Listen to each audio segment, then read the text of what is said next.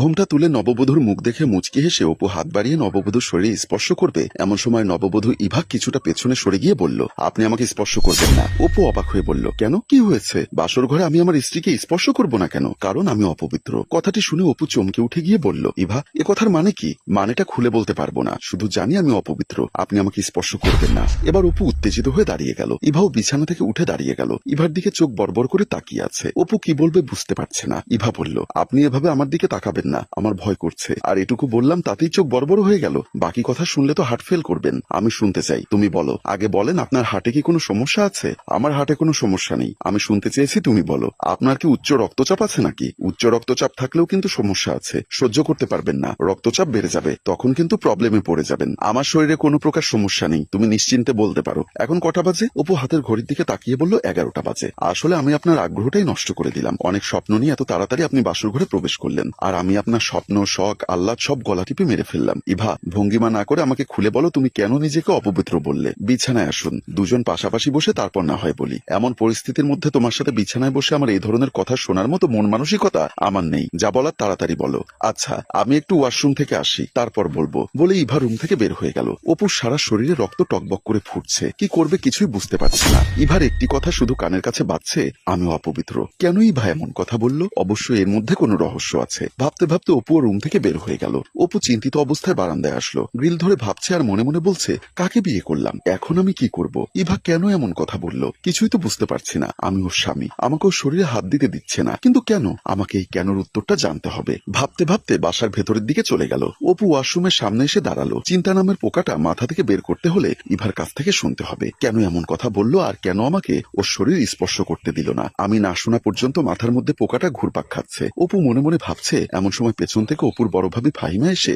অপুর পাশে দাঁড়িয়ে বলল, কি ব্যাপার, ওয়াশরুমের সামনে কি করছো? অপু চমকে উঠে বলল, না ভাবি, এমনি দাঁড়িয়ে আছি, তাড়াহুড়ো করে আগে ভাগে বাসর ঘরে পাঠালাম, দুজন মিলে গল্প করবে, দুজন দুজনার মাঝে যেন বোঝাপড়াটা ভালো হয় সেজন্য। কিন্তু তুমি এখন ওয়াশরুমের সামনে দাঁড়িয়ে আছো, ঘটনা কি? আসলে ভাবি, ইভা ওয়াশরুমে গেছে, ওর নাকি ভয় করছে, সেজন্য দাঁড়ালাম। ফাহিমা অপুর কথা শুনে হাসতে হাসতে যেন গড়াগড়ি খাচ্ছে। কি বলছো তুমি? এখন কটা বাজে? চারিপাশে এখনো লাইট জ্বলছে, আমরা সবাই এখনো জেগে আছি, আর ইভা কিনা ভয় পাচ্ছে? একদম হাস্যকর বিষয় হয়ে গেল না? এমন সময় ইভা ওয়াশরুম থেকে বের হয়ে আসলো। ফাহিমা জানতে চাইলো, কি ব্যাপার, তুমি নাকি ওয়াশরুমে আসতে ভয় পাও, সেজন্য নাকি দেবরকে সাথে নিয়ে ওয়াশরুমের সামনে দাঁড় করিয়ে রেখেছো? ইভা মুখটা মলিন করে বলল, আমি ভয় পাবো কেন? যারা মাঠে নেমে দৌড়াতে পারে না, ব্যাট হাতে ব্যাটিং করতে পারে না, প্রথম বলেই আউট হয়ে যায়, তাদের মনের ভিতর ভয় থাকতে পারে, কিন্তু আমার মনের ভিতর কোনো ভয় নেই। কথাটি বলেই বেডরুমের দিকে চলে গেল। ইভার কথা শুনে অপুর মাথায় যেন বাজ পড়ল। লজ্জায় দৌড়ে ডাইনিং রুমের দিকে চলে গেল। ফাহিমা কথার মানেটা বুঝতে পেরে কিছুটা লজ্জা পেল। তারপর তার বেডরুমের দিকে চলে গেল। বেডরুমের সোফায় বসে অপুর আগে ফোঁস করছে আর ভাবছে, জানি না জীবনে কি পাপ করেছিলাম, এমন একটা বজ্জাত বউ কেন আমার কপালে জুটল।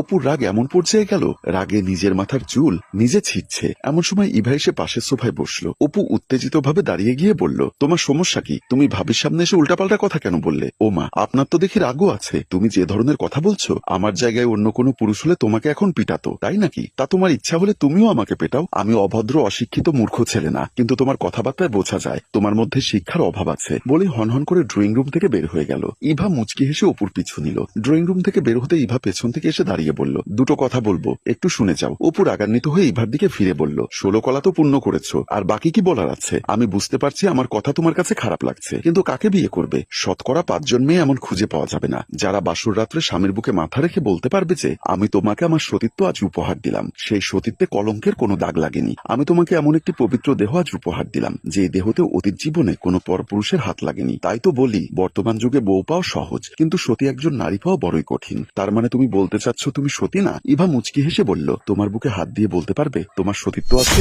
কথাটি শোনা মাত্র অপুর মাথা আরো বেশি গরম হয়ে গেল। উত্তেজিত হয়ে ও নিজেকে কন্ট্রোল করে বলল, বাড়ি ভর্তি মেহমান, ইভা তুমি কি আমার সাথে মজা করছো? কেন বারবার উল্টাপাল্টা কথা বলছো? তুমি কি আমার বিয়াই লাগো যে আমি তোমার সাথে মজা করব? আমি জানতে চাচ্ছি, উত্তর দাও। আগে তুমি বলো, কেন বললে তুমি অপবিত্র? আচ্ছা বলবো, বাসর ঘরে চলো। আচ্ছা ঠিক আছে, চলো। দুজন বাসর ঘরের দিকে পা বাড়ালো। বেডরুমের সামনে আসতেই ইভা ও অপু দুজনেই অবাক হয়ে গেল। একটা ফলের বাটি নিয়ে ফাহিমা তাদের বেডরুমের সামনে দাঁড়িয়ে আছে। অপু কাঁপা কাঁপা গলায় বলল, কি হয়েছে ভাবি, তুমি ঘুমোওনি? কি করে ঘুমাই বলো, তোমার টেনশনেই তো ঘুম আসছে না। আমি আবার কি করলাম? কি করলে বুঝতে পারছো না? এই নাও, এই ফলগুলো খেয়ে নাও, শরীরে শক্তি পাবে, মাঠে নেমে ভালো ব্যাটিং করতে পারবে। ফাহিমার কথা শুনে ইভা মুচকি মুচকি হাসছে, কিন্তু অপু ভীষণ লজ্জা পেল, সাথে রাগে তার মাথার রক্ত টকবক করে ফুটছে। কিছু বলতে যাবে এমন সময় ফলের ঝুড়িটা ইভার হাতে দিয়ে ফাহিমা বলল, নতুন খেলোয়াড় তো, আমি যতটুকু জানি কোনো অভিজ্ঞতা নেই, তাই একটু প্রশিক্ষণ দিয়ে নিও। ইভা আবারও মলিন মুখে বলল, ভাবি আপনার দেবরকে ডাক্তার দেখাতে বলবেন। এবার অপুর মাথায় আগুন যেন দ্বিগুণ জ্বলে উঠল, কিন্তু ভাবির সামনে কিছু বলতে পারল না। ফাহিমা আর কিছু না বলে চুপচাপ মাথা নিচু করে রুমের দিকে চলে গেল। অপু চোখ বড় বড় করে এভাবে এদিকে তাকিয়ে আছে।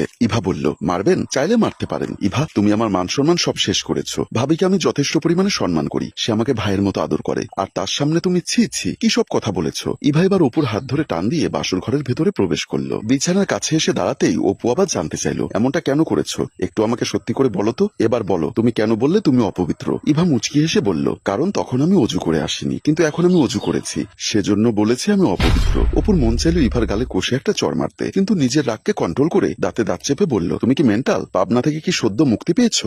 আজকে এমন একটা রাতে জীবনের শুরুতেই তুমি আমার সাথে বিটলামি শুরু করেছো, আমার সাথে ৯-৬ শুরু করেছো। এসব বিটলামি কোথায় শিখেছো? ওগো স্বামী, এটাকে বিটলামি বলে না, এটাকে ভালোবাসা বলে। মানেটা হলো তোমাকে আমি পরীক্ষা করলাম। স্বামী স্ত্রীর মাঝে যদি দুষ্টু মিষ্টি খুনসুটি আর কি ফাজলামি না থাকে, তাহলে ভালোবাসা মধুর হয় না। যেমন আমার মা বাবাকে দেখতাম সারাটা দিন দুজন খুনসুটিতে বসে থাকতো। কি বলছো তুমি? একদিনের ঘটনা শুনবে, তাহলে বুঝতে পারবে যে আমার বাবা মায়ের 40 বছরের সংসার, কিন্তু তারা দুজন কি রোমান্টিক ছিল। কি ঘটনা বলো তো? তাহলে শোনো। ছেড়ে দাও আমাকে, তুমি ছেড়ে দাও। না, আমি তোমাকে ছাড়বো না। আজ সারা রাত আমি তোমাকে আদর করব। দেখো, পাগলামো করো না। এটাকে তুমি পাগলামো কেন বলছো? গুলনাহার, আমি তোমার ভালোবাসায় দেওয়ানা, শুধু সমস্যা হলো দু চোখে আমি দেখতে পাই না, সেজন্য কি তুমি আমাকে ভালোবাসবে না? এমন করে বলো না। আমিও তো ল্যাংড়া, ঠিক মতো হাঁটাচলা করতে পারি না। তুমি যেমনটাই হও আমার কোনো সমস্যা নেই, আমি শুধুই তোমাকে ভালোবাসি, আমি শুধু তোমাকেই চাই। আমি তো নয়ন ভরে শুধু তোমাকেই দেখতে চাই, কিন্তু ভাগ্য খারাপ, আমার নয়ন দুটোই নেই। ওগো প্রাণের স্বামী, এমন কথা বলো না। প্রয়োজনে আমার একটা নয়ন আমি তোমাকে দেব, তুমি আমার নয়ন দিয়ে দেখবে। কিন্তু ঘটনা হলো কি, রান্না করে চুলায় বসিয়ে এসেছি, এখন রোমান্টিকতার গুষ্টি কিলাও। রান্না না করলে খাবে কি? বলেই আম্মা রান্নাঘরের দিকে চলে গেল। পেছন থেকে আব্বু গান গাইতে গাইতে বলল, যেও না সাথী।